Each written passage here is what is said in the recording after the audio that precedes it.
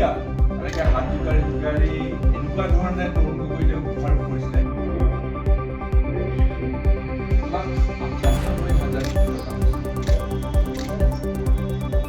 ডিব্ৰুগড়ৰ পৰা আৰম্ভ কৰিছিলোঁ। 6 ডিচেম্বৰত আমাৰ ফাৰ্ষ্ট ফেজটো হ'ল। ছেকেণ্ড ফেজটো আমি পৰৱৰ্তী পৰ্যায়ত কৰিলোঁ। থাৰ্ড ফেজটো এতিয়া কমপ্লিট হ'ল। ইতিমধ্যে আমাৰ 35খন অসমৰ জিলাৰ ভিতৰত 34খন জিলা আমাৰ এই গোটেই যিটো যাত্ৰা সেই যাত্ৰাটোৱে কভাৰ কৰিছে। আৰু এতিয়া আমি আহি পেলাই গুৱাহাটীত উপস্থিত হৈছোঁহি।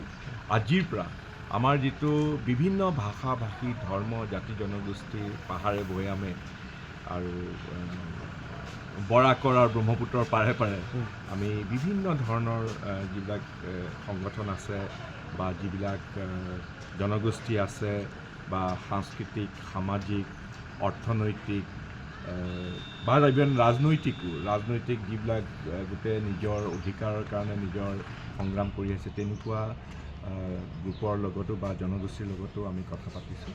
আজি আহি পেলাই আমাৰ গুৱাহাটীত আৰম্ভ হ'ব। গুৱাহাটীত আমাৰ এই যিটো কহুৱা বন যিটো অতিথিশালা ইয়াত আমাৰ আৰম্ভ হ'ব অলপ পিছত আমি এনেকৈ গ্ৰুপসকলক বেলেগ গ্ৰুপক আমি আমন্ত্ৰণ জনাইছোঁ। তেওঁলোক আহিব বুলি আমি আশা কৰিছোঁ আৰু আমি তেওঁলোকৰ লগত কথা পাতিম। বাট আমি লগতে বজাৰ সমাৰ বেলেগ অনুষ্ঠান আমি নিজেও যাওঁ, লগ পাওঁ মানুহক। সেয়াই আমাৰ আজিৰ পৰা আৰম্ভ হৈছে। তেওঁ আজি প্ৰায় এবছৰমানেই হ'ল। গৌৰৱ গগৈৰ পৰিয়ালৰ গৌৰৱ গগৈক তেনেকৈ সদায় টানি আহিছে। তেওঁতো 10 ছেপ্টেম্বৰতে দেখোন কৰাৰ কথা আছিলে গোটেইবিলাক। এতিয়া জানুৱাৰীত কৰিম বুলি তেওঁৰ এতিয়া কথাবিলাক আমি কেনেকৈ বিশ্বাস কৰিম? অসমৰ মানুহে জানে যে তেওঁ সাধাৰণতে বেবেৰিবাং কথা কোৱা মানুহ, অসংলগ্ন কথা কোৱা মানুহ। তেওঁৰ বিভিন্ন ধৰণৰ তেওঁ কথা কয়। তেওঁৰ কথাৰ কোনো লাগ বান্ধো নাই। গতিকে সেইবিলাক কথা একো নাই। আৰু আমি বিশ্বাস কৰোঁ যে গৌৰৱ গগৈৰ বিৰুদ্ধে তেওঁ যিবিলাক কথা কৈ আছে অসমৰ মানুহে সেয়া কেতিয়াও বিশ্বাস কৰি স্পষ্টীকৰণ দিছে। যোৰহাটৰ প্ৰেছ ক্লাবত এটা আছুতীয়া কক্ষ আমাৰ কংগ্ৰেছ দলে ৰাখি থৈছিলে মানে আমাৰ যিটো কনচালটেশ্যন হৈছিলে তাতে বক্সবিলাক থৈ পেলাই আমি সেইবিলাক লৈ অহাৰ কথা আছিলে। কোনোবা কৌশলী কুটাঘাতমূলক ব্যক্তিয়ে সেইবিলাক চাগে খুলি মেলি এইবিলাক কৰিলে। সেইটো একেবাৰে মিছা কথা। ইতিমধ্যে যিবিলাক আমাৰ বেলেগ অকল যোৰহাট বুলিয়ে নহয় বেলেগ অঞ্চলৰ পৰা যিবিলাক বক্সত ৰাইজে বিভিন্ন ধৰণৰ সঁহাৰি দিছে সেইবিলাক ইতিমধ্যে গুৱাহাটীলৈ আহিছে। আৰু কিছুমান বক্স আমাৰ DCC অফিচবিলাকত জিলা কংগ্ৰেছৰ অফিচত আছে। সেইবিলাক আমাৰ অচিৰে আহিব।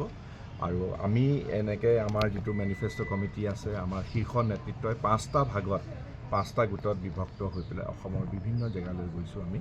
আৰু এই 5টা গোট ইতিমধ্যে আহি পেলাই গুৱাহাটীত উপস্থিত হৈছে। আমাৰ সভাপতিও গোলাঘাটৰ পৰা আহি আছে, তেওঁ আহি পেলাই উপস্থিত হৈছে। সেইবিলাক একো হোৱাই নাই। অখিল গগৈ ডাঙৰীয়াৰ তেওঁ বিভিন্ন জেগাত তেনেকৈ কৈছে, সেইটো তেওঁৰ নিজস্ব কথা।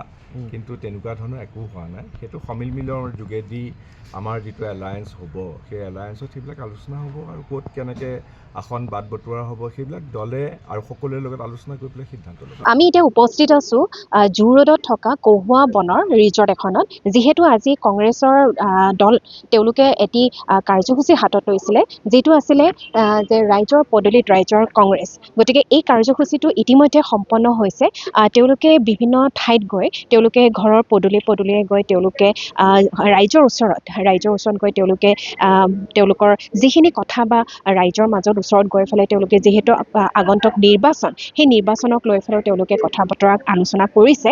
ইতিমধ্যে আমি প্ৰদ্যুৎ বৰদলৈৰ পৰা যিহেতু আমি যোগাযোগ কৰিছিলোঁ, গতিকে প্ৰদ্যুৎ বৰদলৈও এই কাৰ্যসূচীৰ বিষয়ে তেওঁলোকে মতামত আগবঢ়াইছিলে। কিন্তু গৌৰৱ গগৈ যিহেতু আজি উপস্থিত নাছিলে গতিকে কোনো ধৰণৰ সেই বিষয়ক লৈ একো ধৰণৰ মন্তব্য আগবঢ়োৱা নাই।